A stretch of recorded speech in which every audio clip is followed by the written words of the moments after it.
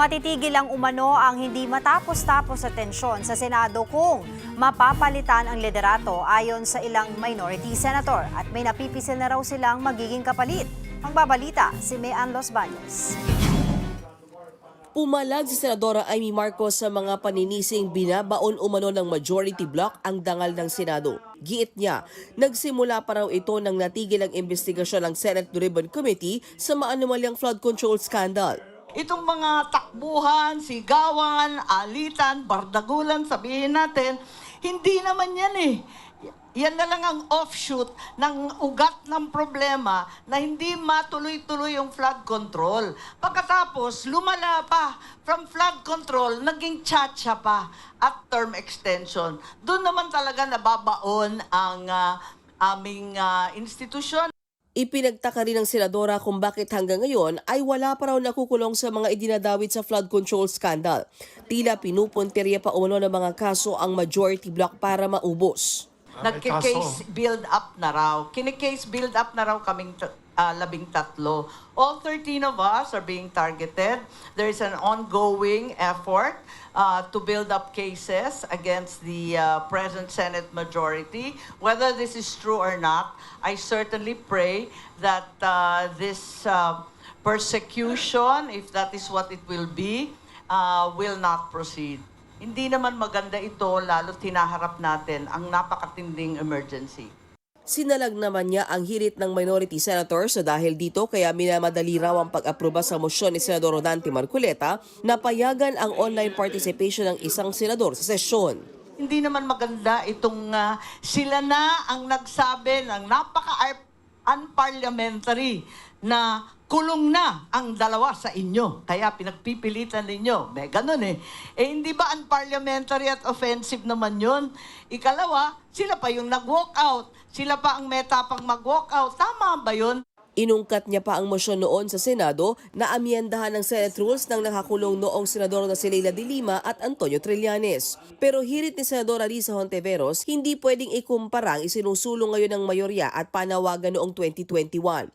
Pandemya kasi noon at naka-video conference ang Senado na pinapayagan dahil sa force majeure o national emergency. Sumuko rin anya si De Lima na na-detain at inirespeto ang batas. Sabi naman ni Senador Ping Lacson na dating chairman ng Senate Blue Ribbon Committee, ang anunsyo ng ombudsman na kakasuhan ng mga government official na sangkot sa flood control scandal ay nagpapatunay sa mga natuklasan ng komite. Naniniwala naman si Lacson na para maresolba ang impasse sa Senado ay kailangan ng fresh start. Yan ay sa pamamagitan ng pagbabago sa liderato. Sinigundahan din ito ni Senador Kiko Pangilinan. Patuloy raw nilang sinusuyo ang para sa kanila'y excellent choice sa Senador Win Gatchalian. Kapatid para sa 1PH, Mean Los Baños, News 5.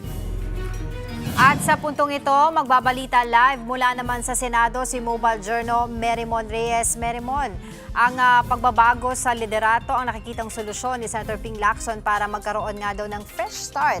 May balita na ba dyan kung nakakuha na ng bilang si Senator Win Gatchalian na isinusulong nilang next Senate President?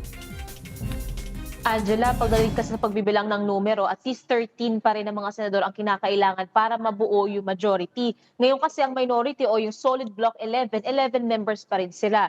Wala pang bagong impormasyon pero ang huling nasasabi tungkol dyan ni Senator Risa Hontiveros, wala pa raw madadagdag so far and yung challenges na nakikita nila dito ay yung paghahanap daw nga ng common values at yung pagsisiguro na lahat ng sasama sa grupong bubuin pare-parehong magagaan ang loob. Ang nasabi naman dyan ni Senator Mig Zubiri, yung back-end channels daw, meron pa rin naman daw pag-uusap na nagpapatuloy at hopefully raw makabuo nga sila itong koalisyon na sinusuportahan si Senator Sherwin Gatchalian para sa liderato. Pero sa mga lumipas na araw dito sa Senado, sa sesyon wala pa tayong naririnig na nagmomosyon para sa papalit na liderato o yung tinatawag na kudeta. Kaya ang sabi naman so far dyan ni Senate President Alan Peter Cayetano, 13 daw sila. Sa 13 na ito, wala raw onsehan. Angela.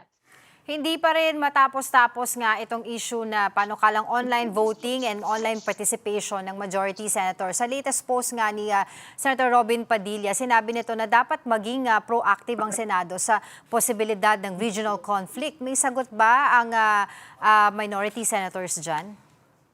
Oo, Angela, yung nakalagay pa dun sa post ni Senator Robin, yung conflict daw sa Middle East, yung China-Taiwan tensions, or conflicts na maaari raw makaapekto pa o madamay ang Pilipinas, hindi raw ba yun force majeure? Pero ngayon, ang nakuha natin sa hiwalay na panayam is si Senator Risa Ontiveros nagsasabing hindi raw ito force majeure as much as respeto niya raw ang senador, hindi raw ito makukonsidera na force majeure. Dahil for example, yung conflict sa Middle East, nangyayari raw yan sa ibang rehiyon, pero yung impact naman nito na oil crisis, ang siyang dahilan daw kaya kinakailangan nilang gawin yung trabaho nila, pumasok daw sa Senado at gawin yung mandato nila. Marami raw yung nakabinbin kasi ng mga panukala. Marami raw mga issue na kailangan talakayin ang Senado at wala sila nakikitang dahilan. Parang ano raw ba yung kinakailangang pagmadaliin para magkaroon na nga nitong amendment sa Senate rules na mapayagan ang teleconferencing, lalo't hinahanap nila ano ba yung force majeure na nangyayari sa ngayon. Kinumpara nila ito doon sa kaso nga ni former Senator Laila de Lima na hiniling ng Senado during those times na magkaroon ng pagkakataon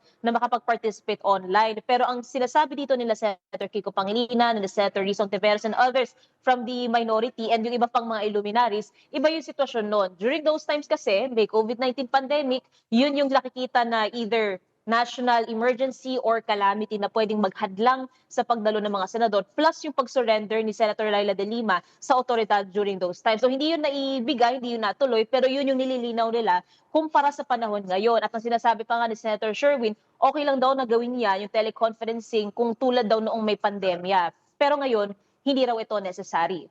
Pero ang inaabangan din natin, ang nasabi naman ni Senator Erwin Tulfo, hindi raw malabo o inaasahan daw nila na ite-take up ulit ng majority itong issue na to, yung motion na to, next week sa Monday. Kaya ang sabi naman ni Senator Risa, handa raw sila, open daw sila makipagdebatehan at labanan yung motion ni Senator Rodante Marcoleta. Angela. Mary Mon, sang-ayon ba, would you know kung sang-ayon ba yung ilang mga miyembro ng minority bloc doon sa sinasabi ni Senator Tito Soto na kung sakasakali talaga sa kanilang pagiging pagdebate no, sa Lunes tungkol dito sa issue na to ay hindi sila magkasundo, ay dudulog daw sila sa Supreme Court. And I was wondering because ang Supreme Court usually they don't really meddle dito sa mga ganito dahil internal rules ito bilang respeto nga supposedly sa pagiging co-equal branch of the government. Angela, ang nasabi yan ni Senator Risa Ontiveros, kung sakali raw na aabot sa ganung punto, ang sinisiguro muna nila, i-exert daw nila ang lahat para makipagdebate, para questionin yung mga teknikalidad on the legal aspect, and even yung mga proseso ng pag-aamyenda ng rules dito sa Senado. Kasi ang nilalaban talaga ng minority, ang sinabi kasi ni SP Cayetano nung netong isang araw, pwede naman daw pagpasyahan ng isang motion sa plenaryo dahil mas mataas ito sa komite. Pero to note, yung motion kasi ni Senator Marcoleta, referred na siya sa Committee on Rules noong May 11, same day na na-raise yung motion and same day na nagpakita si Senator Bato. Ang problema kasi, kaya hindi rin ito nagustuhan ng minority, hindi pa fully constituted yung Senate Committee on Rules matapos yung coup d'etat. So, kailangan pa talaga, kung sakaling susundin din yung proseso, yung motion or yung resolution na referred sa committee, magkasasagawa ito ng pagdinig, maglalabas ng report, pirmado ng majority members, isasalang sa plenaryo, pag-uusapan, pagdedebatehan, and will be put to a vote. So yun yung sinasabi nilang hindi dapat ni-railroad o minamadali. Kaya ang sinasabi ni Senator Risa, sa Monday nga kung sakaling ang ma-take up ito, handa raw sila talaga munang makipagdebatehan o pag-usapan ng malaliman itong motion. Angela. Alright, maraming salamat Mobile Journal, Mary Mon Reyes.